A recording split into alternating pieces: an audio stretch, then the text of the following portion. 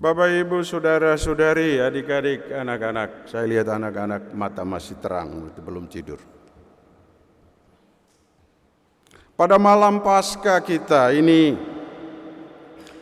kita tidak hanya mengenang sejarah keselamatan di mana Allah menyelamatkan kita semua dari kematian kekal akibat dosa manusia pertama. Kita mendengar bacaan-bacaan yang mengarahkan kita untuk mengenang hal-hal bagus itu. Bahwa Tuhan memang penyelamat. Penyelamat semua manusia, dan bukan hanya dulu-dulu, tetapi di setiap zaman, termasuk di zaman kita. Kita juga menatap dengan penuh optimisme sebuah hidup baru di dalam Kristus sebagai orang-orang yang sudah dibaptis atas nama Dia.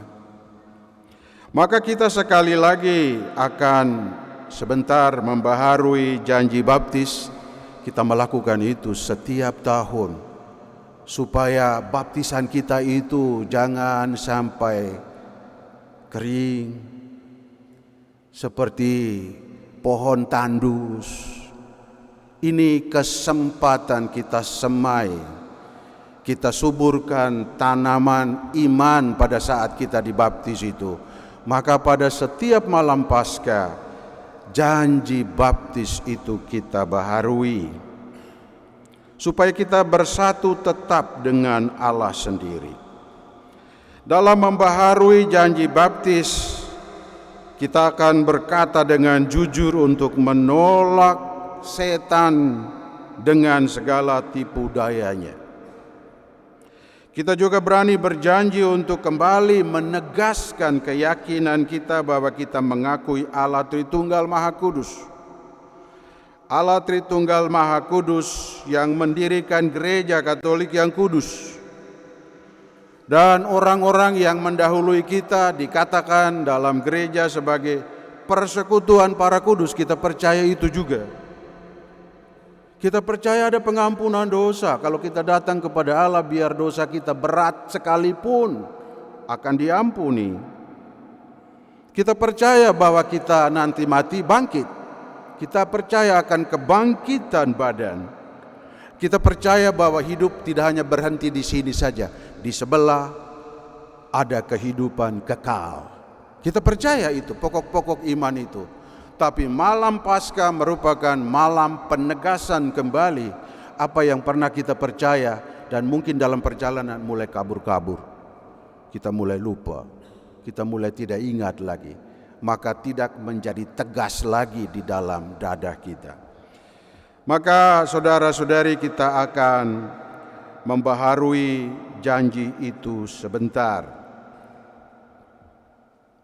Di malam Paskah yang suci ini, dalam misa ini secara khusus ada 3 saudara kita yang selama kurang lebih setahun ikut pembinaan katekumen dan mereka akan dibaptis sebentar. Jadi kita yang sudah lama dibaptis membaharui janji baptis kita yang sudah lama itu, dan mereka akan menegaskan keyakinan pada dada mereka akan hal yang sama. Lalu mereka dibaptis. Mereka dibaptis atas keyakinan dan iman mereka dan atas iman kita semua, iman seluruh gereja. Saudara-saudari, seperti kita juga mengalami baptisan itu ada 3 ritus pada umumnya. Ada air baptis, kita dipakai air untuk dibaptiskan. Kemudian ada busana baptis, itu sepenggal kain putih yang melambangkan pribadi dan martabat Yesus Kristus yang kudus. Dan ada lilin baptis. Saya mau minta perhatian kita. Kita sudah biasa ikut upacara pembaptisan itu, kita sudah tahu itu. Tapi saya hanya mau minta kita perhatikan satu, yaitu busana baptis. Nanti sebentar kepada 3 orang yang dibaptis, setelah dibaptis, nanti pada dahi mereka diurapi minyak krisma, minyak baptis itu, supaya kita yakin percaya seperti Yesus yang dibaptis dulu di Sungai Yordan, Roh Kudus turun atas dia. Maka ketika kita dibaptis atas namanya, Roh Kudus itu turun. Dan Roh Kudus itu akan tinggal tetap di dalam hidup mereka. Jatuh bangun, mereka ada bersama dengan Roh Kudus.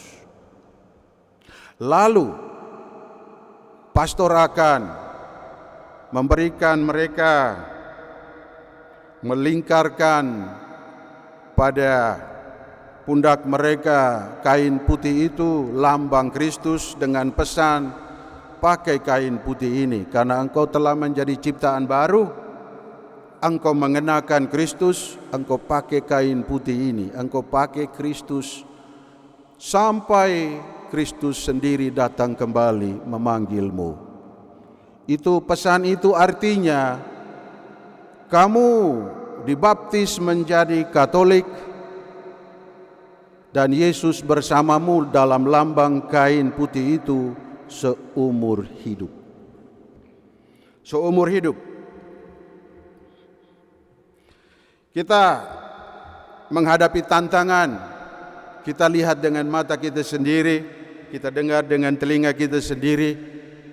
Ada banyak orang yang dulu dibaptis, sudah dikasih busana baptis bagus-bagus, di tengah jalan mereka tanggalkan busana baptis itu. Bapak Ibu saudara-saudari pasti nonton video di YouTube itu tentang 7 orang Katolik, 7 atau 6 orang Katolik, sepertinya mereka aktor atau aktris atau apa, pokoknya orang yang cukup dikenal. Mereka mualaf. Mereka ganti agama. Dari Katolik ini urusan administrasi untuk karir itu tidak lancar-lancar. Jadi mereka ganti agama. Pasti kalau mereka sendiri bilang alasannya bagus-bagus. Tapi saya sangat percaya bahwa yang mereka cari adalah supaya karir mereka lebih lancar, supaya duit masuk ke tabungan juga lebih banyak dan lebih lancar lagi. Itu yang mereka cari adalah duit.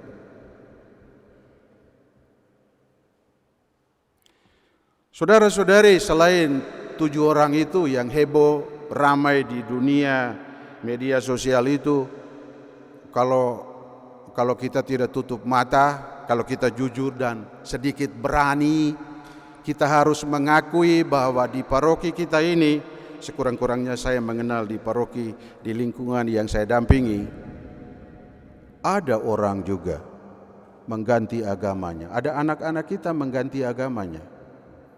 Saya tahu itu. Artinya busana baptis yang dulu dipesankan, pakai ini sampai Yesus datang kembali, panggil kamu pulang ke rumah Bapa di sana. Sampai mati maksudnya. Sebelum mati dia sudah tanggalkan pakaian itu kan. Mungkin belum tentu dia mau cari duit, tapi biasanya ikut agamanya istri, ikut agamanya suami. Jadi banyak orang tanggalkan busana baptis biarpun dipesan pakai ini seumur hidup kamu. Jadi Katolik seumur hidup. Di tengah jalan dia sudah ganti agama. Demi karir, demi duit, demi buah hati, demi jodoh.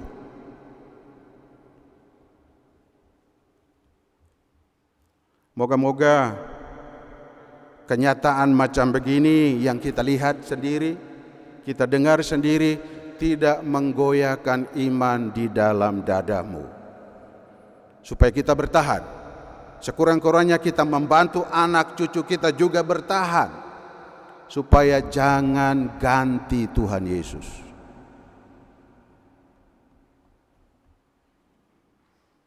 Moga-moga pembaptisan dengan acara pembaharuan janji baptis yang kita ulangi pada malam Paskah yang suci ini, kita dapat banyak rahmat dari Tuhan. Tuhan curahkan untuk kita masing-masing. Dan rahmat itu kita berdoa memohon supaya mengikat kita, ikat iman kita lebih kokoh kuat, lebih teguh dengan Tuhan dan dengan gerejanya. Amin.